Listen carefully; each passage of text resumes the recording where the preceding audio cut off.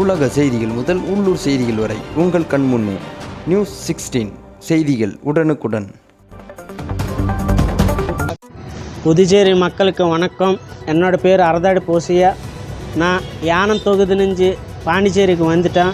எங்கள் பாண்டிச்சேரி எம்பி எலெக்ஷனுக்கு நான் கண்டக்ட் போகிறேன். நான் இண்டிபெண்ட்டாக எலெக்ஷன்லோக்கு வரேன். எல்லா மக்களுக்கு நான் ஒன்றே சொல்கிறேன், பூர் ஃபேமிலிக்கு வீடு கட்டணும் கவர்மெண்ட்டு. அதே மாதிரி பூர் ஃபேமிலிக்கு அரிசி கொடுக்கணும் கண்டிப்பாக. ஏன்னா பணம் கொடுத்துனா மக்கள் அரிசி வராது, அது கொஞ்சம் அமௌண்ட்டு தான் போடுறாரு அக்கௌண்ட்டில். கண்டிப்பாக எல்லா மக்களுக்கு ஃப்ரீ ரைஸ் கொடுக்கணும். அதே மாதிரி பாண்டிச்சேரியில் இருக்கிற யூத்துக்கு கவர்மெண்ட் வேலை, அதே மாதிரி ப்ரைவேட் கம்பெனிలో வேலை கொடுக்கணும். அந்த ப்ரைவேட் கம்பெனிக்கு கவர்மெண்ட் தான் ரிக்ரூட்மெண்ட் பண்ணி எல்லா படித்த பசங்களுக்கு ஜாப் போடணும். இதுதான் என்னோட டார்கெட்டு. இந்த எலெக்ஷனில் நான் கண்டக்ட் போகிறேன். ஸ்வீச்சையாக நீ எல்லோரும் எனக்கு ஓட்டு போடணும்னு சொல்கிறேன்.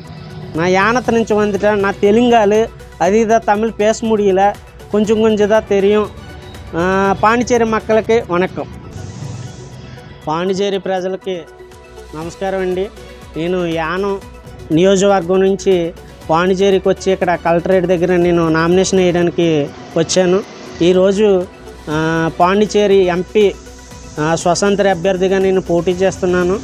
మీరు అందరూ నన్ను ఆదరిస్తారని మనస్ఫూర్తిగా కోరుకుంటున్నాను.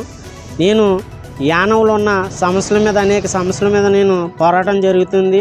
అయితే యానంలో ఉన్న పాండిచేరిలో ఉన్న ప్రజలకు ఉచిత గృహాలు అనేవి ఇవ్వడం లేదు. అదేవిధంగా ఉచిత రైస్ అనేది గట ఈ ప్రభుత్వం ఇవ్వడం లేదు. అదేవిధంగా యూత్ ఎంతో చదువుకుని డిగ్రీలు పీజీలు చేసుకుని ఖాళీగా ఉంటున్నారు. వారికి ఈ ప్రభుత్వం ఉద్యోగాలు కల్పించాలని నేను రాజకీయాల్లోకి రావడం జరిగింది. నా ఎజెండా వచ్చి ప్రజలకి ఏమైతే హామీలు ఇచ్చారో ఈ నాయకులు అవి నెరవేరే వరకు నేను పోరాటం చేస్తూనే ఉంటాను.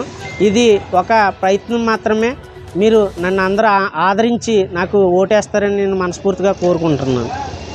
అరదాడు బోసయ్యా, అరదాడు బోసయ్యా, అరదాడు బోసయ్యా, అరదాడు బోసయ్యా, వరదాడు బోసయ్యా, అరదాడు బోసయ్యా, ఏన బోసయ్యా, ఏన బోసయ్యా, ఏన బోసయ్యా. உள்ளூர் செய்திகள் முதல் உலக நிகழ்வுகள் வரை உடனுக்குடன் அறிந்து கொள்ள நியூஸ் 16 சமூக வலைதள பக்கங்களை சப்ஸ்கிரைப் செய்யவும்.